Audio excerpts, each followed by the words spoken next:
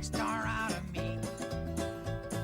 We'll make a film about a man who's sad and lonely, and all I gotta do is act naturally. Well, I'll bet you I'm gonna be a big star. Might win an Oscar, you can never tell. The movie's gonna make me a big star. Hey, how are you? Welcome to Meet Me at the Movies. I am Noel T. Manning II right here, coming to you from Cleveland Community College's C19 TV. If you're watching the TV version of this, and if you're downloading the audio version, that's on WG.org. Hanging out over here beside me, man, you are Mr. Goodwill Hunting. Goodwill, good to see you, man. How are you, buddy? I wish. Closest I've ever been aligned to a character like that is when I swept the floors and did janitorial stuff at my dad's business. Yeah. No, that's Greg Tillman over there. Where's Zane? What's the story with him? Zane is doing stuff that typically will happen if you're a student. He needs to get his priorities in order. That's all I can say. He should be here. Yeah, we'll get Zane back. We're going to talk a little bit about Oscars. We got a show that is crammed full. And a little different. Yes, that's what this is. I'm just happy because it's different, because for once it's good. Well, we have 3 interviews lined up, or 4 if you count. One of them's got a couple different people. Right. And we're looking forward to interviewing folks from How to Train Your Dragon, the trilogy, the director and the voice talent for that. Also, Rosa Salazar from Alita. And then who else do I've got? Oh, I've got Stephen Merchant, the director, actor, producer, and writer for Fighting with My Family. So we've got a lot of interviews lined up, and we were able to get these things knocked out. So excited. While you were dancing with the stars and all those things, I think I was at the dry cleaners. So, I'm so excited about it. Well, we're excited to share these with you a little bit later. But first, let's recap just briefly the Oscars, the Academy Awards, without a host. And who cares? I know they were gonna dump musical numbers, and they were gonna give awards away during the commercials, and of course all that did not happen. There was a big fallout from that, and so you had this show that had an opening number with Queen performing. Yeah. It literally brought people to their feet. And then you had Maya Rudolph, Amy Poehler and Tina Fey. Tina Fey that did a kind of an opening intro with the first awards. Mini monologue. Yeah, and it worked. But if you missed it and you haven't followed what's going on, I'll just briefly mention the big winners. Bohemian Rhapsody was the big winner. It got 4 awards, including a Best Actor award for Rami Malek. There were 3 films that had 3 wins each, including Roma, with Alfonso Cuarón, and Tim Foster back there on the Tim camp. Tim, you were a little concerned that Alfonso did not recognize me. Yeah, I don't know. He was speaking in Spanish, and I think if you listen closely, you'll hear Noel was cool. My daughter would come. Catherine. I didn't hear that. Yeah, and Catherine I know a little come. Spanish. Yeah. Noel. But Tim was worried. He texted me right after Alfonso's first speech saying he didn't hear, your name mentioned. Yeah, but Alfonso, 3 awards you took it well, for the movie Roma, and that was pretty cool. Also, Green Book and Black Panther, they also got 3 awards each. First time ever for a Marvel film to win an Oscar. Yeah. And so Stan Lee got 4 awards, if you're going to count it. Into the Spider-Verse and 3 for Black Panther. I was happy to see Spider-Verse. I was too. Anything else you want to make sure you add before we dive into these interviews? No, I enjoyed it. I can't often say too. that, and it's a slog often through the middle half, but even it seemed to move okay. Yeah, I agree. Yeah. I agree. So the Oscars, if you missed it, check out the highlights. They're out there, and it was actually pretty well done. I'll tell you my favorite highlight, and we talked about it before the show, was the Bradley Cooper Lady Gaga number. Yeah. Wonderfully shot, beautiful. And wonderful performance for the song Shallow, Yes. which I knew when that song was in the movie and I saw it, I said, that's the song to beat. Yep. And it was. It ended up winning for the best Oscar. Highlight of in many It really ways was. of the night. It really was. Yeah. Well, last weekend, a new film opened up in theaters called Fighting with My Family. Got a chance to check this out. And it relates to wrestling, but it's not truly a wrestling tale. And it's really a tale about family and how wrestling binds them. And it's well worth checking out. I'd give it a solid B rating. I got a chance last week to talk to the director, the writer, and the producer, Stephen Merchant. Stephen Merchant also is the guy behind the original Office TV show with Ricky Gervais on the BBC. He was also involved in a BBC series called Extras, and he's done quite a few other things. He's a face you will definitely recognize, and we got a chance to talk to him about this movie. Let's go to this interview with Stephen Merchant right here on C19 TV. Hi, Stephen. Thank you so much for taking the time to spend with me today. Really appreciate it. No, thank you for having me. Wow, your work as an actor, writer, producer, voice talent, director for TV and film, I mean, you've got amazing projects when you look at your body of work, everything from BBC's The Office, Extras, even a wonderful place on Logan for a dermatologist to take a look at, Girl with a Spider's Web. I mean, it's kind of gone on and on. But with this film, Fighting with the Family, you've taken on multiple roles to bring this to life, directing, acting in it, also doing some writing in it.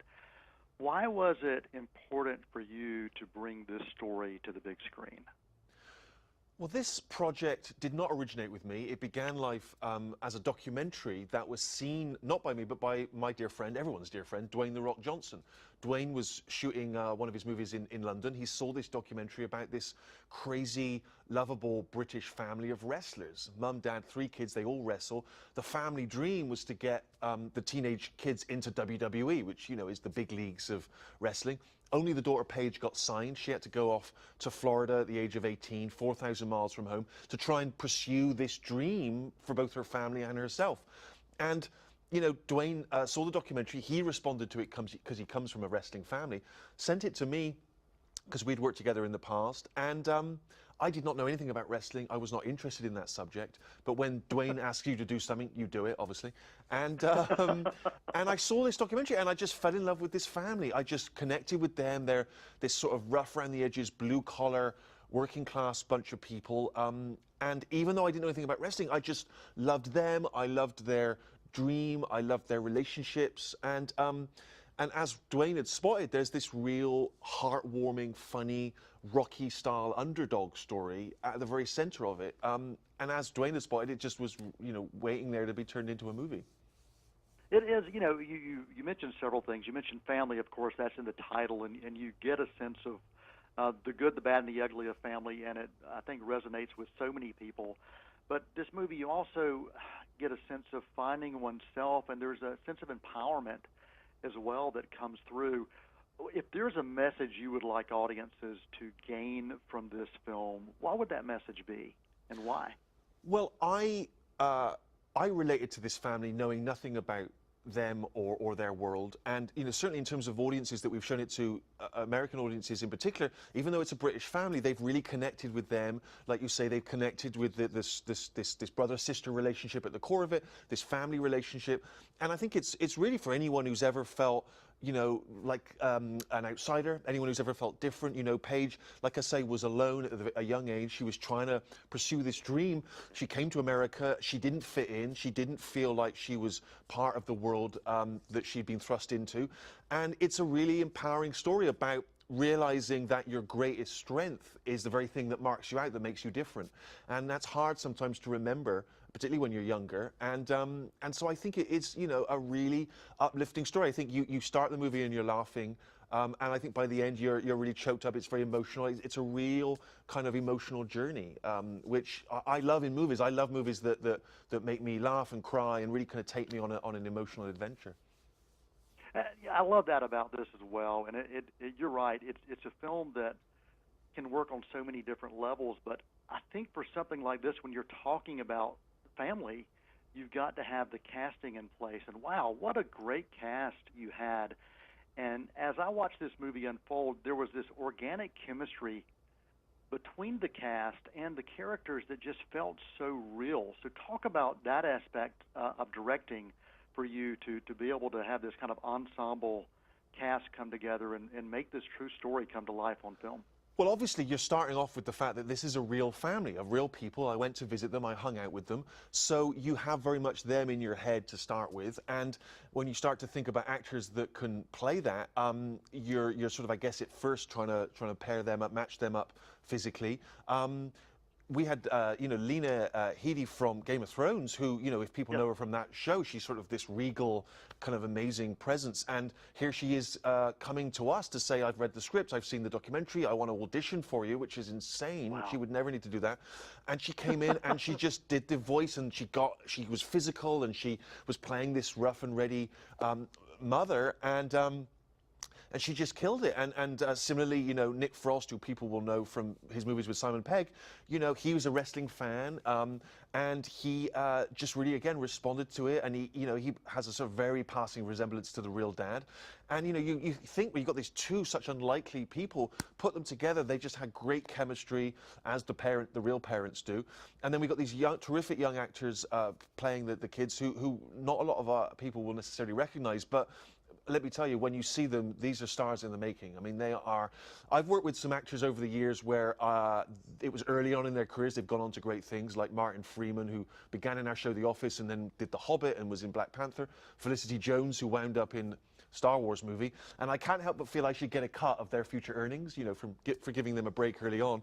And I feel much the same way with the actors in this new movie. I just feel like these kids are just stars. And I think, you know, they just worked together. They hung out, they rehearsed together, and they just started to feel like a family unit, almost from the moment we started working together. Yeah, and it showed. Stephen Merchant, thank you so much for your time. The film, Fighting with the Family, critics and audiences alike loving this. So thank you so much for taking time to be with me today. Thank you. I appreciate you having me. Thank you. I do want to thank any of these filmmakers and all these filmmakers for taking a chance to allow us to talk to them. We're going to come back and we're going to talk to Jay Baruchel, and also the director and writer for the How to Train Your Dragon trilogy, one of the best trilogies ever, right after this break, this intermission right here on C19 TV's Meet Me at the Movies. I'm Noel T. Manning II. That's Greg Tillman, and we've got Tim Foster back there on the Tim Cam. We'll be right back after this. They're gonna put me in the movies. They're gonna make a big star out of me. Hi, I'm Nelsa Feaster, the new host of Woman to Woman, our show for women and about women. Each month we feature guests that highlight topics that focus on self-care, health, and well-being for women, young and well-seasoned, here in Cleveland County. Join us each month here on Woman to Woman on C19 TV, a broadcast service of Cleveland Community College.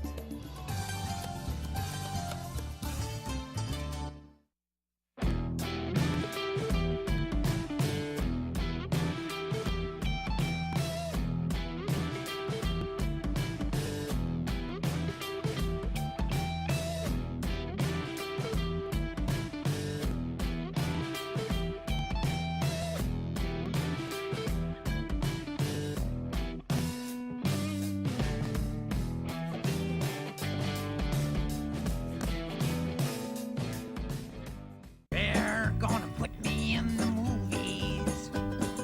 They're gonna make a big star out of me. Welcome back to Meet Me at the Movies right here on C19 TV. You can email us, info@C19TV. And if there's a website also, if you missed the broadcast version, what's the website? C19.tv. Yep, and that is for the video version. And if That's you want- easy, right? C19.tv. Yeah. Yeah, Tim's the one that keeps up with all that, so I'm glad Tim keeps us, and you got to have the money. Show me the money. That's it. Show me the money. That's a good old quote from, what was the movie? Do you know the movie? Show me the money. Jerry Maguire. Jerry of course. Maguire. Good job. And who said it? Cuba Gooding Jr. Cuba Gooding Yeah. Jr. Absolutely. Let's dive in, and we're going to see this great interview on their part. But Jay Baruchel, the voice talent for Hiccup, and also the writer and director, they're going to be joining us right now on C19 TV as we talk about this trilogy and the impact it has had on them and the world. Hey guys, this is Noel Manning. How are you? Hi there. Well, thanks. Very well. How are you? Noel? Wonderful, wonderful. Thank you so much for your time today. Excited to be here with you. I know you guys are busy, but I really do appreciate you. Thanks for having us. We're all yours. Hey, tell me what it is that this is for both of you. What is it that keeps bringing you back to these amazing characters in this rich and exciting and beautiful world? Well, first, thanks for the kind words. We're very proud of everything we've done as well, and I suspect it was from the very first time I sat down with Dean and he sort of described his instinct and his vision for what this saga could be. We always had a version of this ending in mind. So we've been working backwards from this ending for about 10 years or so. Agreed. Yeah, I think I keep coming back because it's sort of my version of Star Wars. I grew up a Star Wars kid. I loved the idea of the trilogy as a format. I loved worlds that would keep expanding, where you'd meet new characters and new creatures, and albeit set in the world of Vikings and dragons, it does have that quality of continuing to go on. There's discovery and there's wonder, and there's an opportunity for well-earned emotion. So that keeps us inspired and challenged, and has in a glacial format like animation, where it just takes forever to realize something, it has kept us inspired. Right. Well, when you're able to look at something from that context of realizing how you want this to wrap, you also look at the kind of the hero's journey or that character arc. Talk about the character arc, and who do you feel has the strongest character arc in these films? Well, it's Hiccup, of course, yeah. Or potentially Toothless. Yeah, as a second, right? Yeah. But yeah, if you think about where Hiccup starts, where the first time we see him, he's sort of square peg, born in and raised in the margins, trying desperately to reconcile who he is with what the sort of culture he was born to expects of him. At the start of this one, he's the chief of Burke, and everything that he has fought for and fought to preserve, which is this sort of utopia where dragons and Vikings can coexist, well, all of that is sort of tested. His beliefs are tested in this one. He's forced to ask himself if that utopia is actually the best thing for either group. And so that's a heck of an arc. That's a heck of a place for him to end up, and I think it's a testament to how special Dean is and how special and good this movie and this saga is that our ending in this one feels like it could end no other way. You will watch this movie, and this is the only correct ending for this saga. However, I also suspect nobody will quite be able to see it coming. Yeah. Thank you. Well, as we look at each of these films separately, I think each has some type of life lesson or message. Talk about the life lesson or message you would hope people would gain from this film, and then all three together, if there's one kind of overarching message that you feel shines. Well, that universal theme that we took on for this movie is the inevitable life lesson of learning to let go of something you love. And it's a transition that we all go through. Parents know it for sure, but I think even kids, anyone who's sort of lost a pet or lost friends to different classes or schools, that it's a moment that we all go through in varying degrees of maturity. And it really speaks to a favorite theme of mine in movies, where you have disparate characters brought together for a short time, and the impact that they have on one another is lasting, even should they part.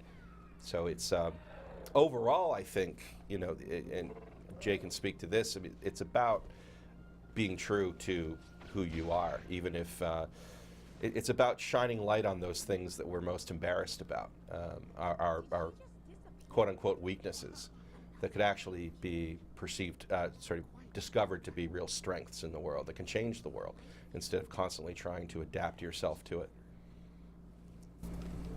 Jay, you have any comments on that as well? Yeah, I think that's spot on. I think, if you understand, if you've ever heard the theory of the inconvenient man, a convenient man adapts himself to suit the world, and an inconvenient man changes the world to suit him.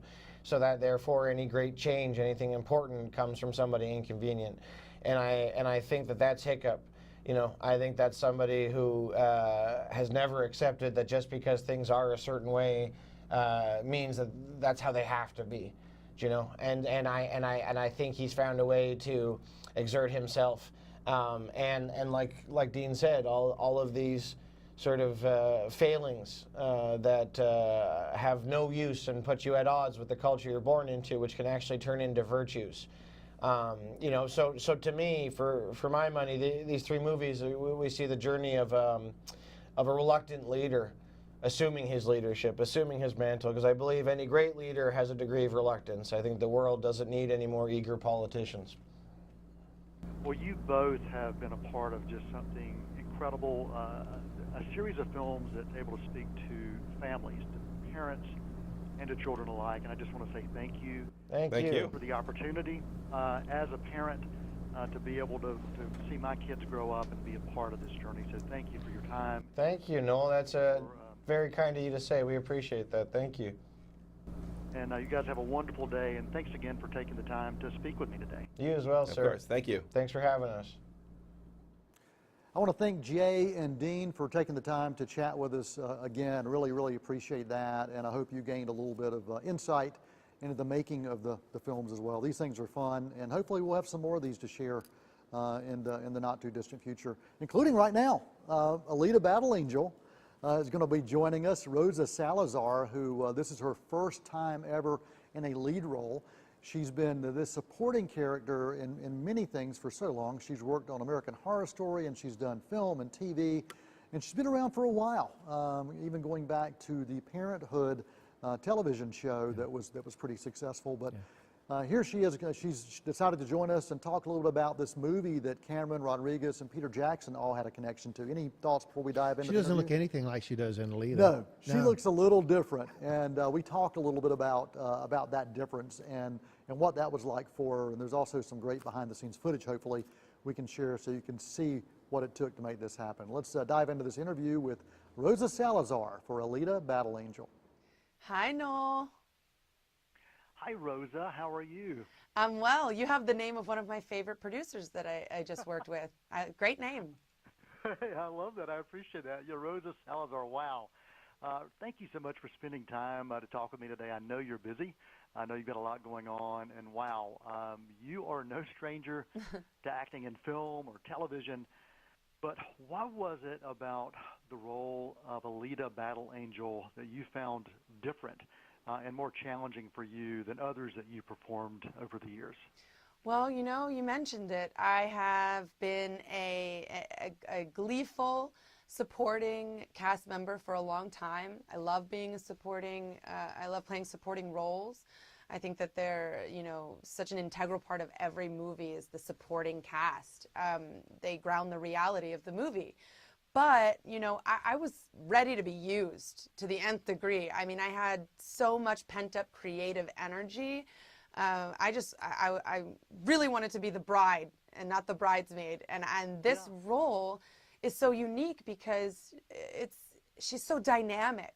She's not just an easy juxtaposition of qualities, you know, oh, she's smart, but she's sexy, you know, she's brave, but she's timid. These are the breakdowns we're used to seeing as women in Hollywood. So she's everything. She's an entire wheel of qualities. She's a true representation of what a human woman is like. So just to play someone so dynamic was such a blessing. Her story is so beautiful. You know, she's a cowboy, baby, and that's what I love about her. Well, you know, there was definitely, this was just not you on screen. There was a lot of technical wrangling behind the scenes to make this performance come to life. And, you know, when you were working with, you know, legends who have perfected and kind of set this up, I mean, you look at the James Camerons, the Robert Rodriguez, and you look at the folks from Weta with Peter Jackson's folks. Talk about how that was for you to act, but also do it within this confines of a suit and other things around you that aren't typically there. Well, you know, every single thing you just mentioned and person you just mentioned made it so easy for me. I mean, I had everything I needed to do my job. I was supported immensely by all of the people you mentioned. You know, Weta, I mean, they have raised the bar. They've spent so many hours on my face. You know, already just kudos to you for having to look at me for 2 years straight. And the suit that you mentioned, you know, the performance capture suit is incredibly liberating. I know people have a misconception that it's, you know, inhibits the performance. Oh my God, in the first place, I wouldn't be able to do this role without it. So it afforded me the privilege to do this role. I don't know if you know this, but I'm not 14. I'm also not 18. I'm also not 300 years old, and I'm also not a cyborg. So already I'm very thankful to the technology for letting me play the role, but also it liberates you in a way that you're not expecting. You know, what's more inhibiting for me is acting through a full face of latex makeup, a wig, a crazy costume, prosthetics that take hours to put on. I mean, I've done that, and that can be incredibly limiting and inhibiting to your performance, and something you have to work around. I mean, the suit is like the 21st century's answer to all of that. I mean, Wow. Furthermore, as an actor, I want to transform, but aside from transforming, this was actually a chance for me to create an entirely new being out of scratch. Yeah.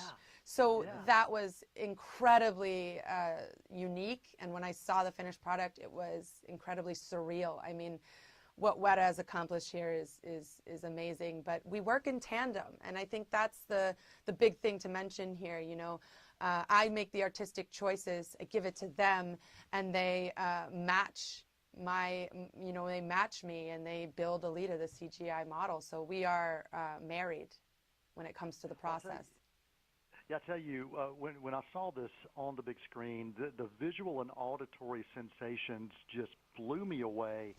And I recommend to people watch it on the largest screen possible. Hell Make sure you yeah. got the best sound you can have, because from the opening frame all the way to the end, it's just unbelievable. Thank you, And, thank you. Yeah, and you really did bring this character to life. Thank and, you. I just any final thoughts you want to share with audiences that you hope they will gain from the Alita story? Oh my God, this is an intensely relatable story for anyone who watches it. Obviously, young girls will be very inspired by Alita, and hopefully it will help them find their confidence. But, you know, Alita is not a superhero. This is very important, a very important distinction to be made. She's not a superhero because she's not born with any, you know, extraordinary capabilities or powers. All of her empowerment comes from her journey inward, going on a journey of self-discovery. I hope that people, all people, boys, girls, men, women, everyone, I hope they walk out of the theater going, I can find a hero within myself. Rosa Salazar, you are so kind to take your time to be with me today, and I just appreciate that so much. I appreciate you. Thank you for taking time to talk to me. Absolutely. The film is Alita Battle Angel. Check it out. Thank you so much. Thank you. If you haven't had a chance to see Alita, I do want to mention that this movie is a visual and audio spectacular. It must be seen on the big screen. Thanks to Dean, to Jay, to Rosa Salazar, and also thanks to Stephen Merchant for joining us this week on Meet Me the Movies, a special edition. It's a lot of fun. Yeah, yeah, we didn't need that guy. Yeah, we there. didn't need We Zane. didn't need Wouldn't Zane. have had time for Zane anyway. Yeah, yeah. But Tim, thank you as always. And we are going to leave you guys with a movie quote, as we always like to do. This comes from The Godfather, an Oscar winner. You know, if you die saying that life is beautiful, nothing else is really important. Enjoy that. If you want to email us, do that at info@c19.tv. If you've got questions, comments, or ideas, we'll take your ideas. We need them. We need them. So for Mr. Tillman, for Mr. Foster, and for Mr. Zane Gray, and Noel T. Manning II, right here on C19 TV's Meet Me the Movies. That's a wrap.